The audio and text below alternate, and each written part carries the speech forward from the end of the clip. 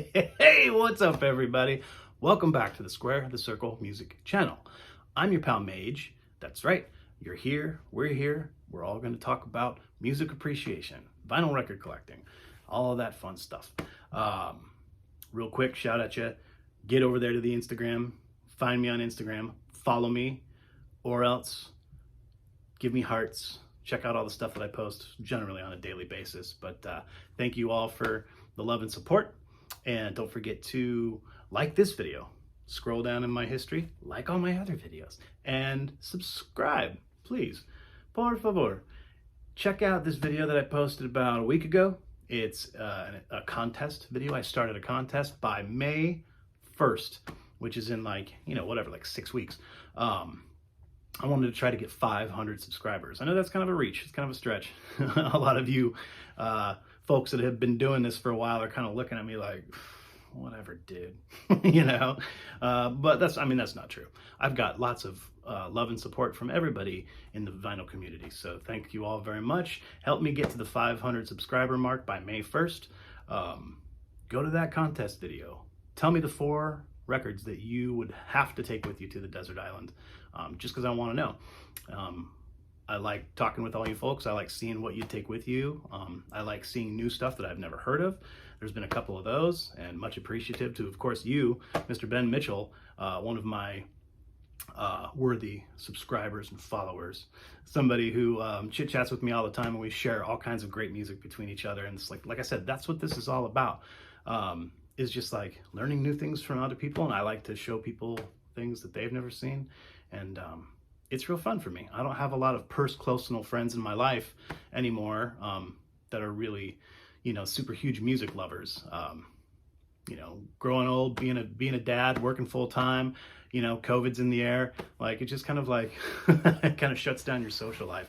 Even though I kind of forcibly shut down my own social life a decade ago when I decided to have a family. But where am I going with this? What the fuck? I'm going off on crazy tangents. Let's talk about music. My point was, join the contest. It's fun. Win some crap. But here we go. Let's talk about music. That's what you came here for, right? That's what I came for. So this is going to be another episode, another installment in a series of episodes themed around the idea.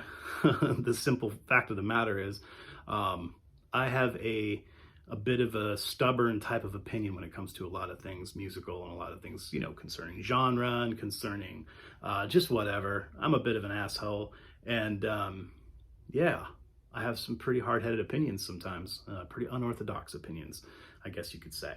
So here it is, episode 4 in a series I like to call Major's Unpopular Opinion. That's right.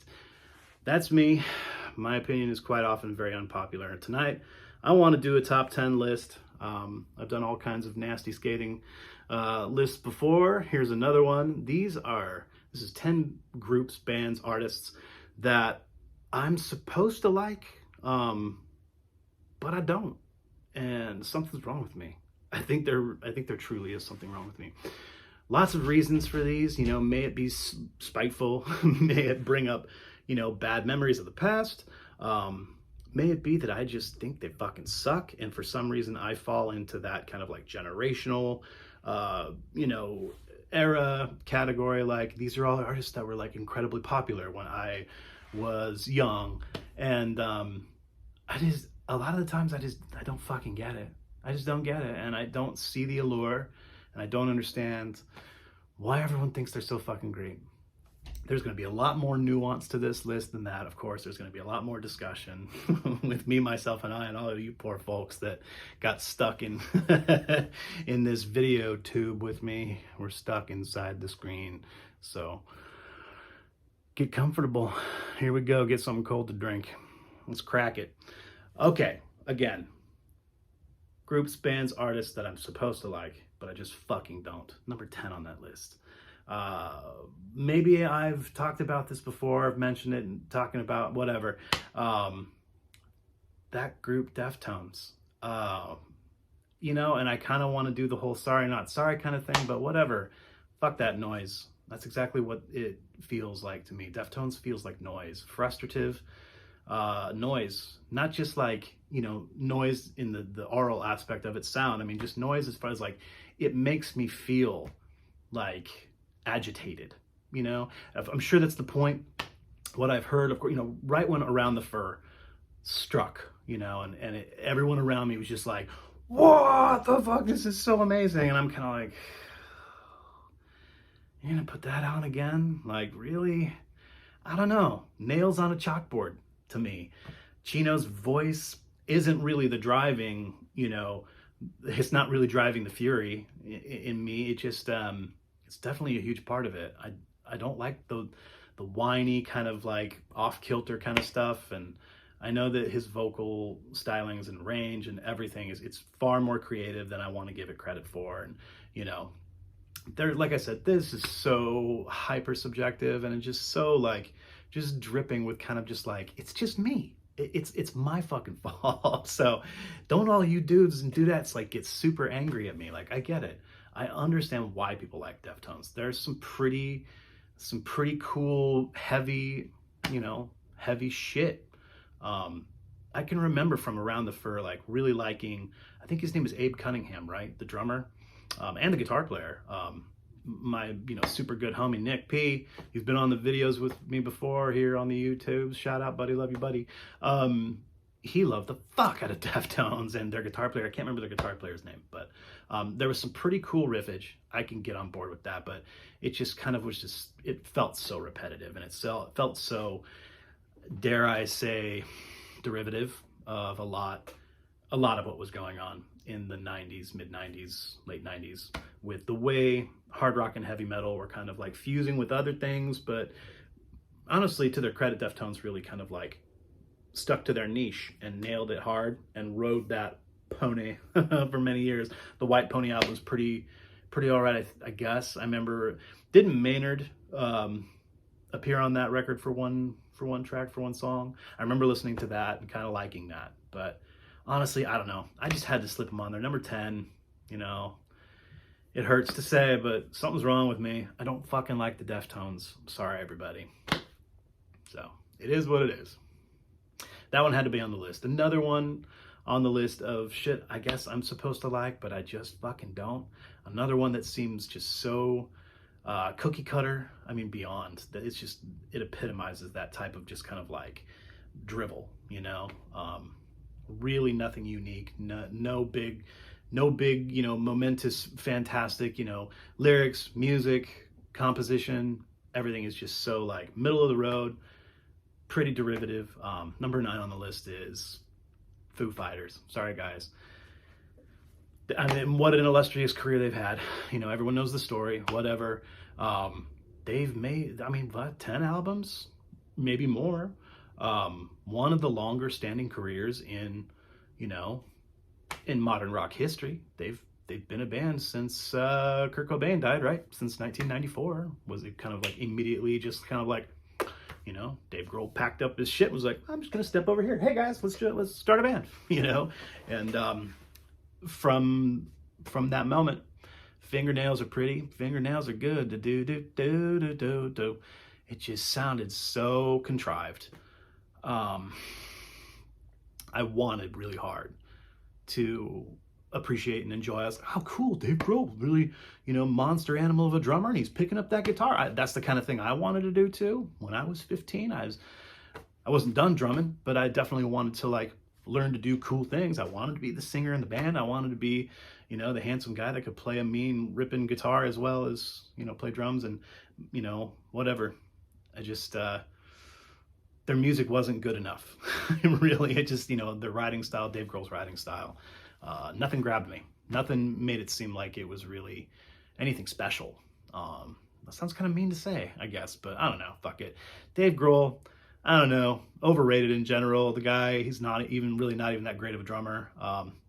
Really not that great of a guitar player. Really not that great of a songwriter. I don't know. Fuck me. Fuck you. I don't care. It sucks. I don't fucking like it. For some reason, that guy is like the new kind of like pseudo gatekeeper of everything, like of what's punk, what's popular, what's awesome, what's not. Like fucking whatever. He's kind of funny, but he's just turning into whatever. I'm not gonna be mean about this, but number 9 with a bullet, fucking Foo Fighters. I can't get into it. Don't like it. Don't care. Fucking whatever. Here's another one. You know, it's like these 90s bands, and I've talked about this before. I hate the whole fucking laid back, you know, surfer dude kind of vibe and mentality that these guys kind of started with. I don't like that shit.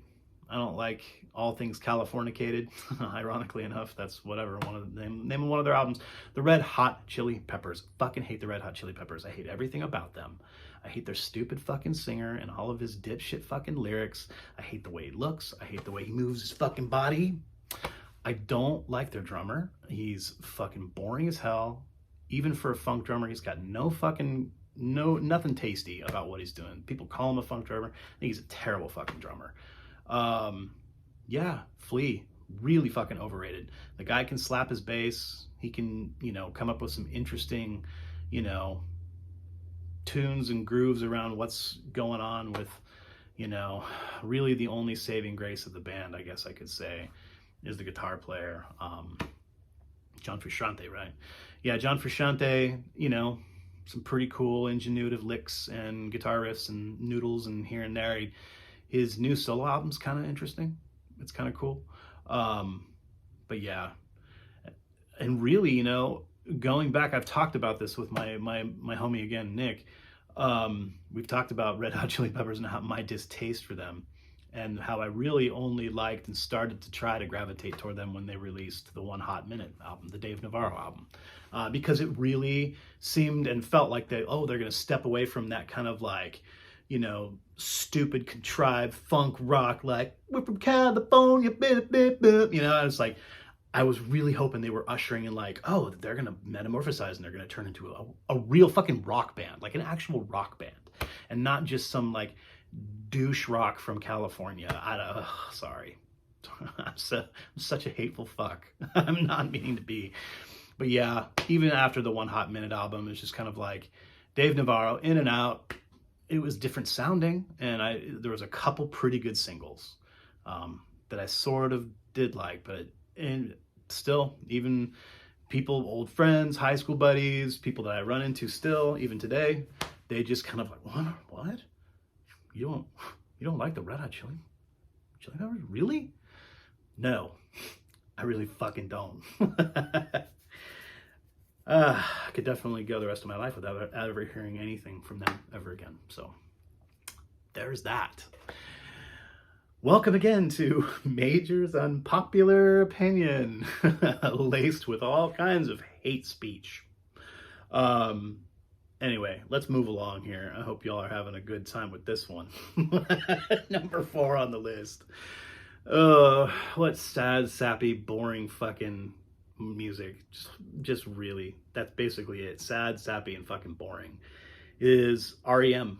I know that they come from a different type of era that I'm used to. They really started their career in like the early 80s, and I know we're, you know, really instrumental and kind of really kind of forefronted, you know, rock and roll really progressing in that kind of, you know, into the alternative realm as far as like, yeah, just, you know, they kind of were creators and godfathers of alternative rock. I get it. Their first album, what was it? Was it called Murmur? Was that their first album? Murmur? It was like in 83, maybe 84. An interesting listen compared to what I'm used to. Only really ever knowing of REM as in 1992 REM, Automatic for the People. Subsequently, the Monster album.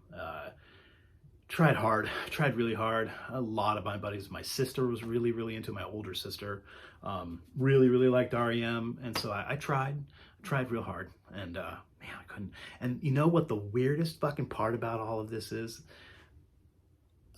The song that everyone despises is the only song by REM I really even like at all, and that's Everybody Hurts. I like Everybody Hurts. I think that's a great anthem type, kind of just, I don't know. I think it's perfect. It's kind of just a perfect song. It doesn't need to be complicated and crazy. It's just like I said, it's that anthem to, like, you know, being sad. I think it's a good song. Whatever. But the band REM can't do it. That's number 1098. That's number 7 on my list of shit that I'm supposed to like. It's from an era where I was, you know, my formative years, and everyone else around me loves the shit out of them. No, can't do it. Michael Stipe. It's too cringy for me. The music is boring, and Michael Stipe's entire aesthetic just makes me cringe. I mean, look at the furrows on my brow. I've been going for a solid 10 15 minutes or whatever, and my brow has not unfurrowed. Okay, lighten the fuck up, Mage. Lighten up. Number 6 on the list of bands, artists, whatevers that I'm supposed to like. Everyone else does, but I just fucking don't. More of the sad, sappy. This disturbs me because I do have a weird little place in my heart for Elliott Smith. Elliott Smith is an Oregonian artist. He was an Oregonian artist. He lived in Portland. We all, you know, he was a legend already, you know, here in Oregon. Even by the time, you know, he'd only put out one album, you know, and as soon as Figure 8 came out, and he got a fucking song in a movie, in some stupid indie movie that was god awful. I don't even remember what it's called. And his career just kaboom, ka-fucking boom. And just, you know, boo-hoo, you know, he was already probably a junkie, and what happens when you give a junkie a bunch of money? Oopsie daisy. I don't know. I'm supposed to like him. I tried really hard. Figure 8 was kind of all right. I just immediately was just like, man, this guy is just ripping off George Harrison wholesale. Fucking wholesale. Everything about it from the beginning of his career was just like one solid ripoff of all the Beatles. The Beatles as a band and the Beatles in their individual careers.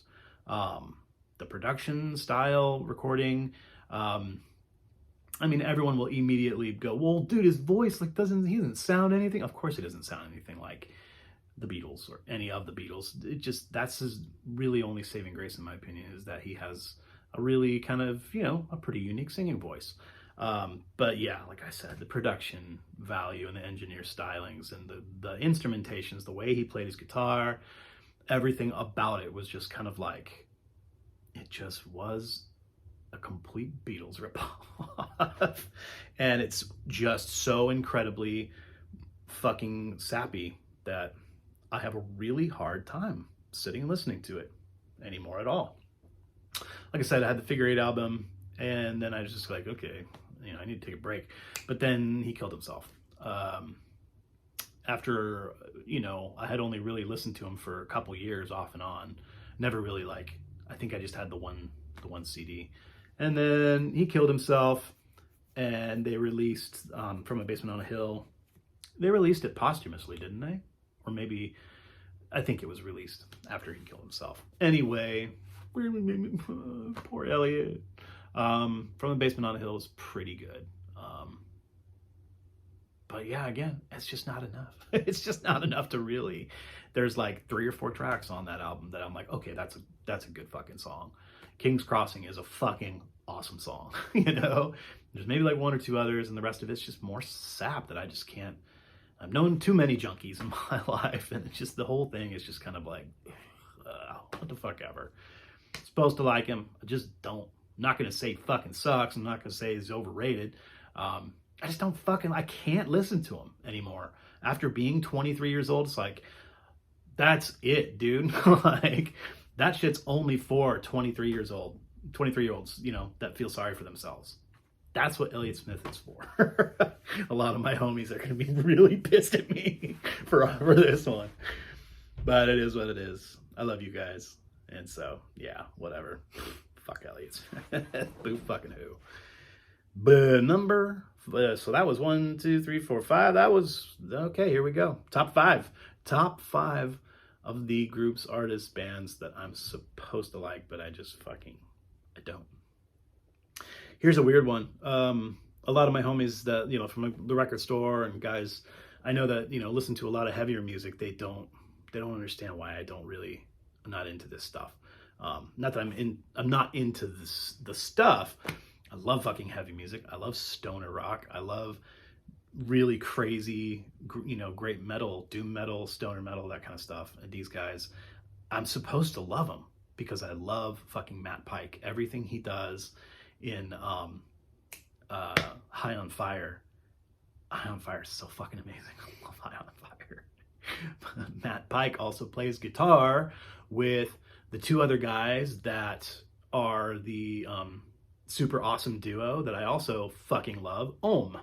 And, bass guy and drummer guy that create Ohm are sick, and they pair with Matt Pike, and it's like, that's supposed to be really fucking amazing trio, right? No, it's boring as shit. It puts me to fucking sleep. And that's what I'm talking about. I'm talking about the super group, Sleep.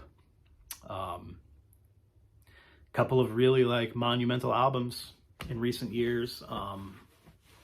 Dope Smoker. I know they just put another one out just this last year. But yeah, can't do it. Like I said, it fucking makes me nod off, man. It's way too just like, it's just really fucking boring. I don't know. That's all I can say. And I don't need to talk shit. I don't mean to talk shit. I know why people like it. Again, I get it. I totally get it. It just fucking it's a bore. It's an absolute bore to me. And it makes me sad, like I said, because I love High on Fire. I love the way Matt Pike plays the guitar. I love everything about Ohm. And I don't know. Fucking Sleep, dude. Puts me to sleep. All right.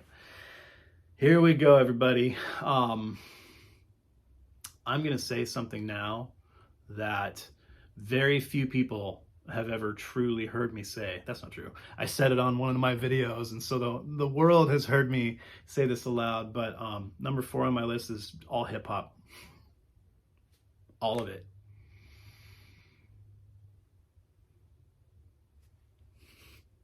Sorry. Kid of the 80s and 90s. I should love it. I should love the shit out of it. Every other motherfucker I know. Every motherfucker. Boy, girl, black, white, mom, dad, sister, cousin, brother, everybody. Everybody loves hip hop. I don't. I'm not saying there's nothing great out there. I'm not saying it has no redeeming qualities. I'm not saying anything of that nature. I'm saying there's nothing about it that I like. I really can't find any aspect, any artist, anything about it that gets me off, that makes me want to listen to it. I don't like any of it. I don't know why. I mean, of course, everybody out there right now is going, oh, you're a racist. That's why. Yeah, must be. He must be. No, I really don't think that has anything to do with it. It's just my upbringing. There was nothing remotely like that going on in my house when I was a kid. There was my mother and father didn't listen to R&B. They didn't listen to soul music. They didn't listen to anything of that nature. I was just kind of like completely steeped in just like super square white nerd shit.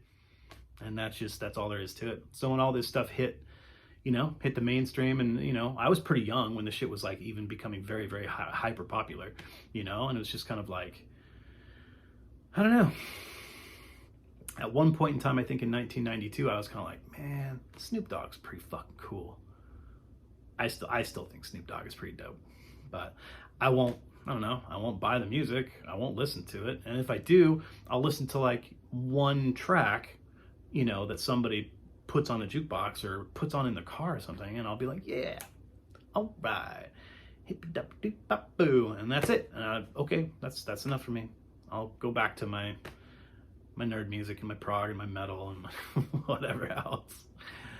Yeah, it is what it is. I'm supposed to love it. Everyone else does. I don't fucking like hip hop. Just like I don't like fucking Garth Brooks and Travis Tritt. Just like I don't like opera, you know? It doesn't do anything for me. So, I don't know. There's probably some arias out there that are pretty dope. You know, some things about opera, I guess I could probably get on top. I mean, I like everything but the operatic style of singing. So, whatever. Going off on a tangent now.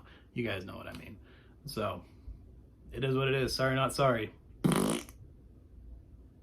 Here we are, top 3. Top 3 artists, groups, bands, things that I'm supposed to like, and I just don't give a fuck about. Most certainly, unabashedly not afraid to say this. Bob Dylan, go fuck yourself.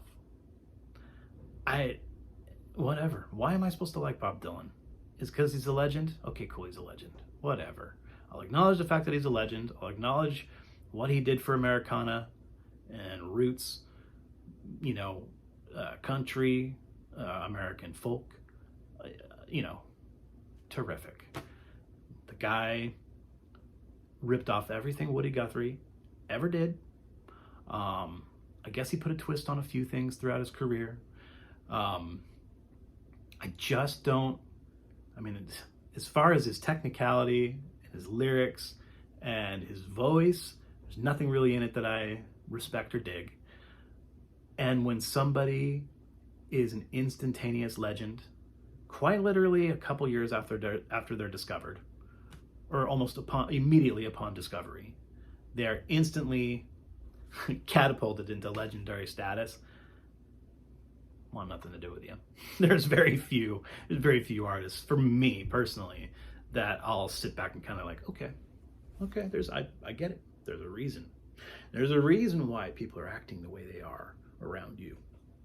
There's a reason why people are buying tickets to see you in droves. But Bob Dylan, nah. Don't get it. Don't care. The guy his career should have ended 25, 30 years ago or more. He still fucking tours, doesn't he? I don't think he puts out albums, but he still plays shows. I had an old girlfriend that would crack me up. She fucking loved Bob Dylan, loved everything about him, loved that whole thing. And she's like, yeah, I saw Dylan in like 91 or something. She's like, it was the worst fucking show I have ever seen. He was fucking terrible. And I've heard that about him from dozens of people over dozens of years, over 2 decades or more. People talking about seeing him in the 80s and 90s. Everyone's just like, dude, he was fucking atrocious. The worst show I've ever seen. It's like, yep, I get it. Meh. Very, very little in there that I really feel I could get anything from. So, just my opinion. My unpopular opinion. Once again, thanks for enduring this with me, folks. I hope you guys are enjoying this episode. Again, don't forget to go down to the old Instacrapple and toss me a whatever, and you know, do all the likes and subscribing and whatever else. So, getting down to the top 2 here. This one's it's another really hard one, and when it slips past my tongue, it hurts to even just kind of like say. Because I know that this dude has some really, really redeeming parts of his career that are pretty amazing. I mean, the motherfucker is a Grammy Award. I mean, probably 2-time Grammy, at least maybe 3 or more time Grammy winner. But, you know, I don't know. Is it because he's a Scientologist? Because honestly, his his music ever since the beginning of his career doesn't strike me as anything as fantastic as everybody feels and says it is. Of course, I'm talking about BECK. Right from the very beginning, 1 foot in the grave, and then Mellow Gold, and Mellow Gold was just like an instantaneous smash again. It's so fucking overrated, dude. It's so overrated. I get why everyone likes it. From that moment, from Mellow Gold, I'm like, okay, you know, this was like it was like 93, 94. I was a freshman in high school. Everyone was just like falling in love with this. And it was the most ingenuitive, cool thing, the perfect mix of, you know, kind of hip hop and, you know, rap and rock and, you know, just acoustic, folky, cool shit. And he was just mashing all this shit up. And I was like, okay, this is the 90s. This is kind of what everyone was doing. It was creative, cool, fun. It was fun. I was like, when you're 14, fuck yeah. But then it kept going. I was just like, oh, this is kind of like already kind of just like very, you know, repetitive and derivative and whatever it is. And it just, by Odelay, I was, boy, I did that shit. Oh my God, it didn't stop. It didn't stop from 1995, maybe 95 or 96, whenever Odelay came out. It had to have been 96. Fucking that album did not stop playing anywhere I went. Anywhere, in, you know, friends' houses, school, fucking radio, just, I mean, everywhere. Odelay it was non-stop. So many, I mean, he had at least probably 2 or 3 radio singles from that album, but just the whole album, just non-stop. I couldn't do it anymore. Even after just the first year, after 96, I was just like, oh, I can't listen to Odelay anymore, guys. I can turn this shit off. Throw it out the window. Jesus Christ. And that's kind of what did it for me. That's what soured me. That's what spoiled me. That's what ruined me off of Beck. Even though I never really kind of like, even from the beginning, ever thought it was really anything that great. Like I said, Mellow Gold's it's really fucking overrated. Really overrated. You know, there was other stuff in there somewhere. I was really excited when Sea Change came out. Out of everything, Sea Change is the one that I own Sea Change. You know, and occasionally I'll throw that shit on. But I don't fucking get it. I don't get it. But just, like I said, the like amazing, giant, huge status of Beck and where he's come. Did Scientology do it? No, obviously not, because the people love it. The people did it. You know, think about how many fucking millions of copies Odelay sold. You know, it's like, game over. There's carte blanche. There you go, Beck. Do it the fuck ever and just bring out a bunch of drivel every 2 years. It's like, Sea Change and Mutations. Pretty all right. Okay, pretty okay. Couple tracks on each. I'll give it some spins, but everything beyond and everything before, just kind of like fucking done. Done with it. Give him another Grammy. Greatest artist of all time. Fucking greatest. Yeah, whatever. Don't get it. Beck. I'll never like Beck. All right. It's over, folks. You've been good. You've been strong. It's like going to the dentist, right? Last one, I promise. Last one. And all of you wonderful people that I've met in the vinyl community recently, you've been so welcoming and nice and getting a good chuckle out of these funny opinion videos that I do. So you're good people. Thank you very much. This is going to piss a lot of you guys off. I mean, I've never really talked about this at all. It's kind of embarrassing to admit, because I'm a big prog lover. I have a lot of, you know, friends and followers in the vinyl community that especially dig the videos I, you know, talk about prog. It's such a fun kind of niche genre that a lot of us really, you know, gravitate toward and have a good time with. So here it is. You guys trust me. You guys are my friends, right? I don't like Gentle Giant. I don't. There's nothing about him that I like. I mean, I wouldn't say it's not too complex for me. I love complexity in music for certain. It's too quirky. And I know that even sounds even more strange coming from a fucking super nerd, you know what I mean, who loves everything eccentric and avant-garde and you know, I love prog, I love prog rock, and I don't fucking like Gentle Giant. I don't know what it is. I don't know why everyone thinks that people put them in the big six or, you know, the whatever. No, maybe not. Some people do. But I certainly wouldn't. I there's nothing. I've owned quite a few of their albums. You know, Missing Piece and what's that other one I had for a while? I've tried, guys. I've tried. I really have. There's so little that I can glean from any of their albums that I enjoy. So little.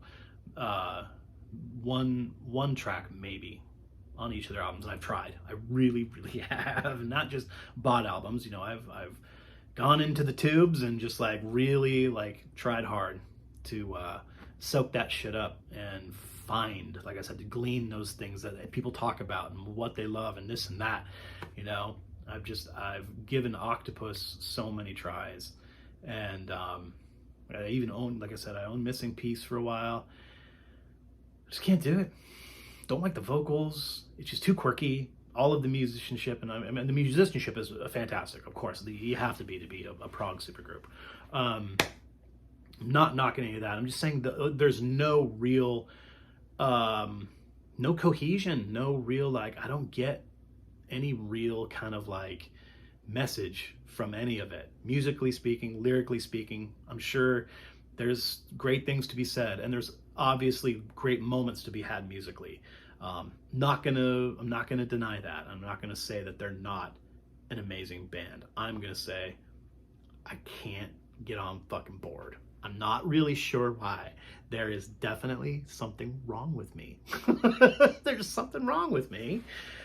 Being a massive prog rock fan that I am, and one of the biggest outfits, one of the biggest players in the game, Gentle Giant, don't like him, don't care for him.